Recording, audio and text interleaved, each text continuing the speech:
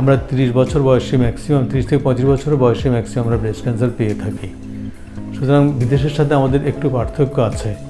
আমরা বলি যে 30-এর পরে যাতে বাচ্চা না নেয়, কারণ যে সমস্ত হরমোনাল সার্জ যে বয়সে, সেই বয়সটাকে অন্তত আমাদের যে এই যে বাচ্চা হওয়ার পরে যে একটা বিশাল বড় পিরিয়ড, সেই পিরিয়ডটা কিন্তু তার ওই ব্রেস্টের উপর এই সাইক্লিক্যাল ইয়েতে অর্ডারে প্রত্যেক মাসেই কিন্তু হরমোনাল যে এই স্টিমুলেশন সেটা হচ্ছে না।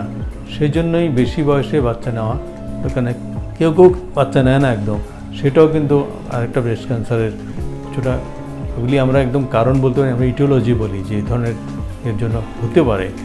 কেউ কেউ দেখা গেলো যে তার মেনোপজের পরে, তার ঋতুস্রাব বন্ধ হয়ে যাওয়ার পরেও সে কিছু হরমোন রিপ্লেসমেন্ট থেরাপি করে ইয়াং থাকার জন্য, ওই এরকম মানে পোস্টম্যান যে সমস্ত সিনড্রোম আছে সেগুলিকে কাটানোর জন্য। এটাও কিন্তু তার জন্য একটা রিস্ক। অতিরিক্ত অ্যালকোহল সেবন সেটাও রিস্ক, এবং সিগারেটের সাথে একটা সম্পর্ক আছে। তো সব কিছু যদি আমরা পরিহার করতে হবে, যদি আমরা মেনে চলি, তাহলে কিন্তু আমাদের এই সম্ভাবনাটা অনেক কমে যাবে। Brought to you by Beacon Pharmaceuticals.